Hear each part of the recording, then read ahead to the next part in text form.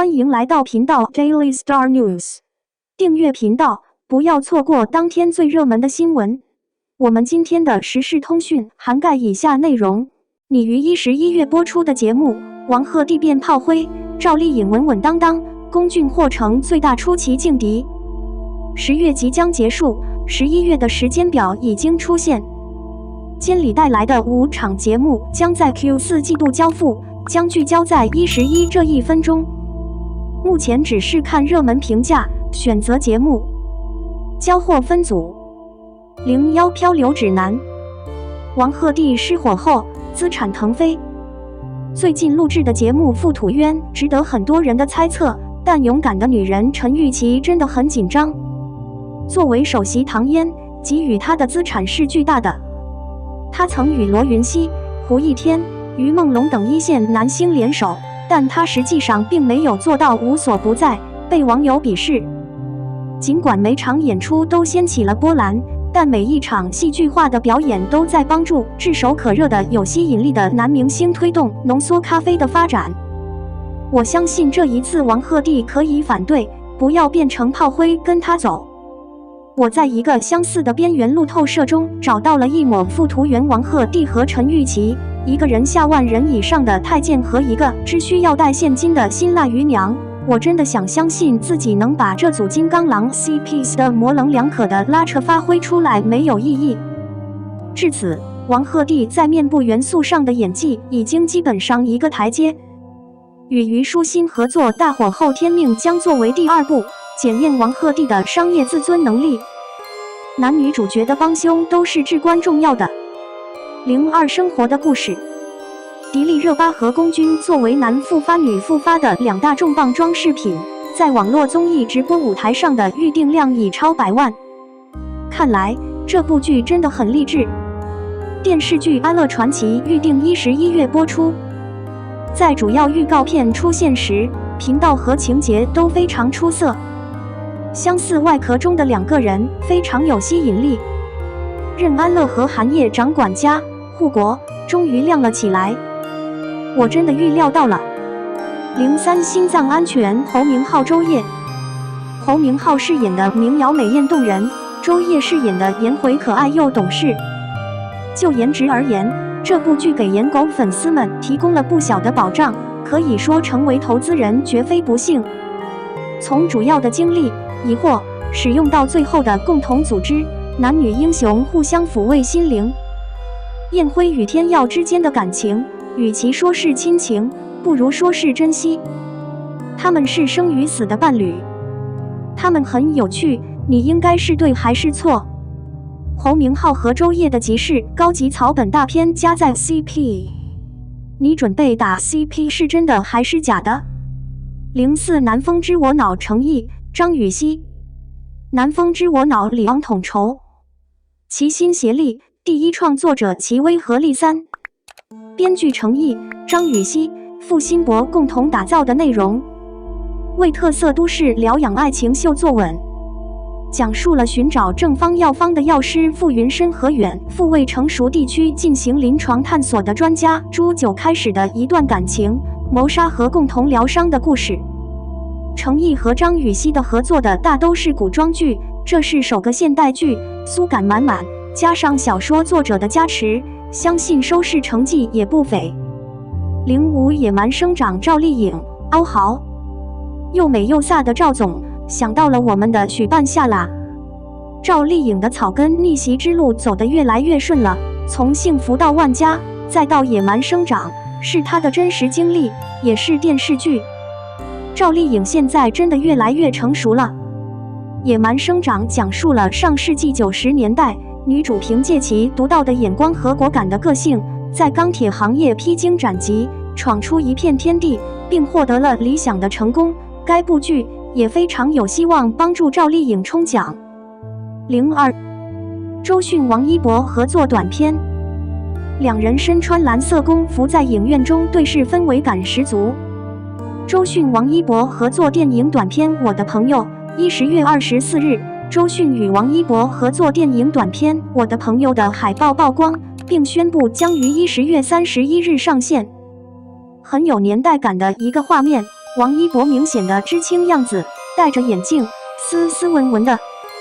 两人身穿蓝色工服在影院中对视，氛围感十足。10月24日，有网友评论王一博演知青样子这张照片，王一博双眼炯炯有神，戴着一副圆框眼镜，感觉就像斯文的书生。将大家带回70年代初，周迅饰演知识青年女孩，穿蓝色工服，没有化妆。周迅她展现出来的是一种纯天然的天然美，周迅她开朗的微笑很真实。10月24日，部分网友留言我的朋友的海报曝光，知识青年时代的故事。现在看来，周迅王一博反映的是当时痛苦的回忆，将带领观众穿越时空，并重现日常生活中热情燃起的瞬间及电影凝聚陌生心灵的最初时刻。期待周迅和王一博的《我的朋友》。03世界有他中3位女导演没能好好吃饭。3年过去了，新冠疫情仍被密切关注。关注疫情期间悲欢离合的影视剧有很多，但像《人间有他》这样2极分化的口碑却很少见。表扬的表示感同身受，前10分钟泪流满面；反感的则只能问，这样的演员阵容怎么拍得这么烂？这一次，我站在成为人间有他由李少红、陈冲、张艾嘉3位女导演指导，各有章节，周迅旁白贯穿始终。但除了故事背景与疫情相同外，3个故事彼此毫无关系，甚至风格也大相径庭。第1章由李少红指导，周迅和徐迪的演技应该很酷吧？然而，错误的支付，情节单薄、做作、牵强。许迪老师肆无忌惮的恐吓还不够，他却突然停了下来，强行逆转。剧情的布局不如春晚小品连贯。婆媳之间的矛盾本来可以详细解释，或者用4、2种方式解决，但时间太快了，所有的矛盾都被直射直角。眼看着王大吹终于如愿以偿，嫁给了白富美，走到了人生的巅峰，可为什么说宝妈那么自信呢？感叹号！你脸上的天真无畏，真让我的拳头更硬了。眼看着王大吹终于如愿以偿，嫁给了白富美，走到了人生的巅峰，可为什么说宝妈那么自信呢？感叹号！你脸上的天真无畏，真让我的拳头更硬了。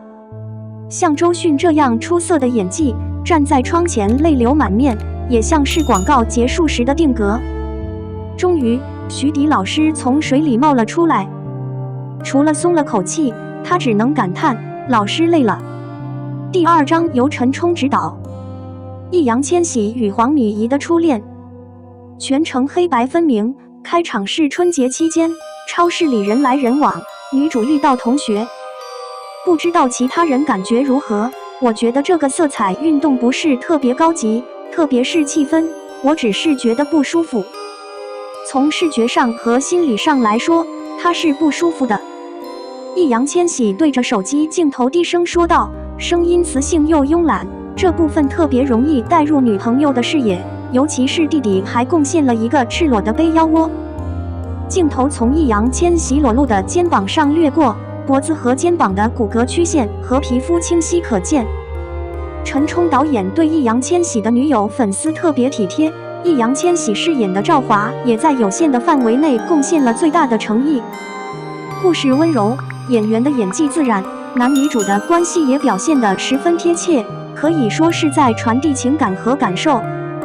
但或许导演的野心不止于此，他太沉迷于科技和氛围，甚至是他想象中的奢华感。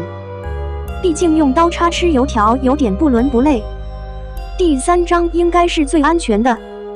张艾嘉与郑秀文、冯德伦搭档，都是好久没出道的好导演、好演员。但谁能想到，唯一一次让我感动的是菲律宾女佣拿出口罩盒的时候。讨论最多的吵架场面确实是真的，台词还原度极高，基本适合所有家庭剧。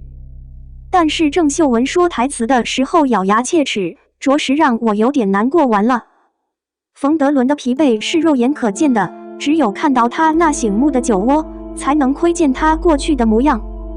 生活不仅磨砺了我们，看到他们在滋养我们成长的港剧中，看到他们中年沧桑的眼神，我们感到真实而感同身受，但更加尴尬和残酷。疫情之下，家人相互理解，相互支持，相互温暖，共同抵御和化解这个世界上的所有困难。我们都知道，但不要用这种肤浅的自言自语的拼盘电影来宣传女性视角。毕竟这种仓促的电影，既不能代表女性，也不能表达生活。